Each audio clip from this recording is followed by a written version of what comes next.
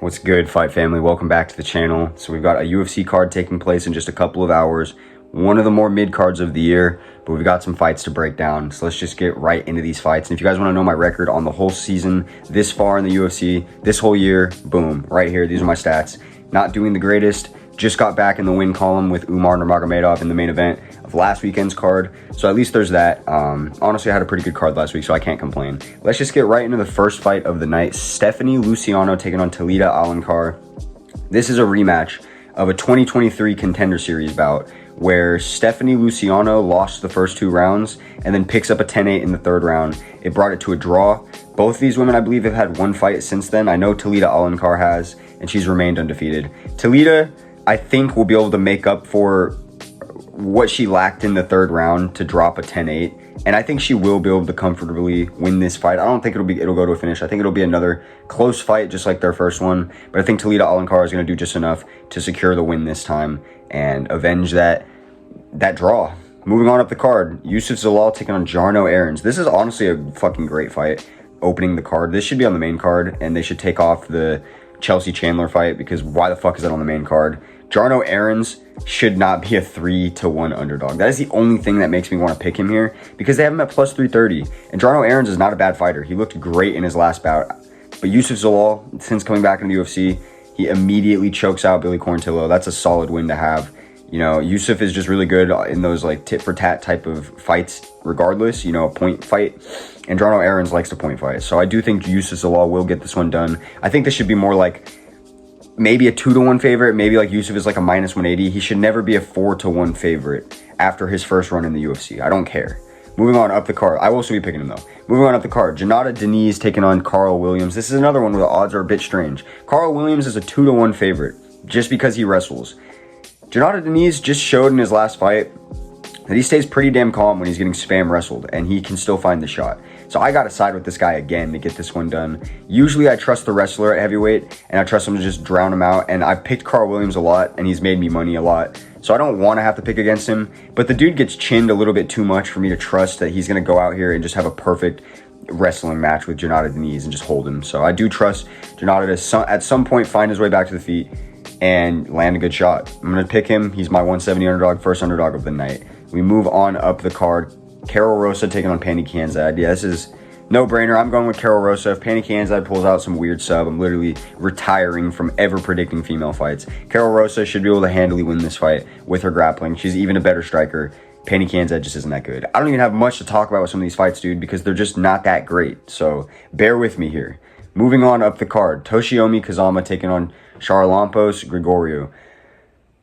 Another one where the odds I just feel like are strange, because Toshiomi, both these guys are can crushers. Both these guys are not that great, but Toshiomi has knockout power, and he was doing decent up until he got smoked in his UFC debut. And like one fight before that, I don't remember who he faced, but he faced like an actual prospect, so I can't even blame him. Look, Charalampos got fraud checked by Chad and Helliger in his debut, so I don't ever want to pick this guy again, ever. But I do have to probably side with him. Part of me thinks that Toshiomi can find that knockout, but I do think Charalampos is just better on the feet and a better mixed martial artist. And he'll probably find a way to mix in the martial arts. Dude, this sucks. Like, now that I'm actually looking at this card, I'm just like, holy shit, this is terrible. Moving on up the card, Yana Santos taking on Chelsea Chandler. We're already at that? Bro, I'm going with Chelsea Chandler. She's an underdog as well, which doesn't make sense to me. I think her win against Josia Nunes in her last fight was actually a pretty solid win. And Yana Santos, despite the fact that she actually made weight and Chelsea Chandler missed weight, Yana Santos hasn't looked that good in a long time. Chelsea Chandler is going to be able to easily take her down and just abuse her. And she even missed weight, so she's just going to be the bigger girl regardless. Yeah, not much to say on that. Moving on up the card, Chris Gutierrez taking on Kwang Lee. No fucking way that was it. It's really just those 4 prelim fights and then 6 main card. Okay, this is going to be a really short video. Chris Gutierrez taking on Kwang Lee. Kwang Lee is an exciting prospect.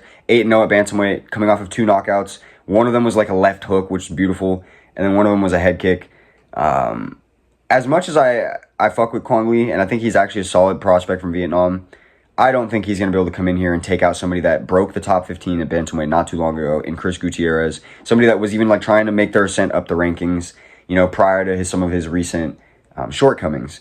Chris Gutierrez just is too slick on the feet. I feel like he'll find a way to get out of anything Kwang Lee tries to throw at him. If Chris gets caught, I could see him getting knocked out. But you also have to take into consideration he's never been knocked out in his whole career. Kwang Lee could be the guy. He has the power. But I think Chris Gutierrez is just way too technical on the feet. It's going to be hard for Kwang Lee to ever get within striking distance. Chris Gutierrez is going to be spamming those leg kicks, spamming knees, spamming teeps. That's his game. So I got to go with Chris Gutierrez handily winning a unanimous decision. And we move on up the card. Danny Barlow taking on Nikolai Veretennikov. This is a good fight. Nikolai Veretennikov honestly looks pretty decent. He has good knockout power. He has a good stance. He has good rhythm. Good stance. That shit kind of matters, bro. But Danny Barlow, it really does look solid. And like the way he took out Josh Kinlan, even though it is Josh Kinlan, who's now not even in the UFC anymore, it was still impressive. And at the time, I think Danny Barlow was only a slight favorite in that fight, maybe an underdog, because there were still a lot of question marks. He showed he is a sniper on the feet. He has bombs in his hands. I think he's going to be able to out-trade Nikolai.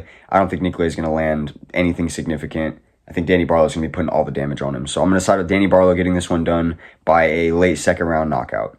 Then we move on to the co-main event of the night. Ridiculous. Damon Jackson taking on Chepe Mariscal. Chepe hasn't lost in the UFC yet, and I started to really realize that I need to not bet against this dude after, I don't even remember what fight it was.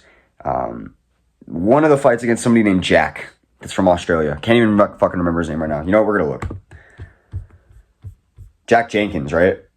Yeah. That win caught me off guard.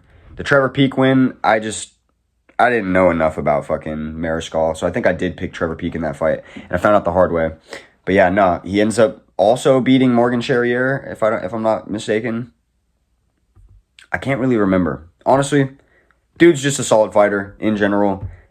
He got an interesting win in one of his last bouts where, like, he kind of injured Jack Jenkins' arm by throwing him weird and, like, dislocating his shoulder, like, threw it out of the socket, something along those lines. It was pretty cool. He's a scrappy guy. I know that he's a fighter's fighter. You can tell just by looking at him. Anytime you see him in there, like, the dude has crazy cardio, hell of a chin, and he's in there to fight. So I do trust Chepe Mariscal to beat the old Damon Jackson, who just hasn't looked good as of late. I can't even remember who Damon Jackson fought last. It was Hernandez, yeah.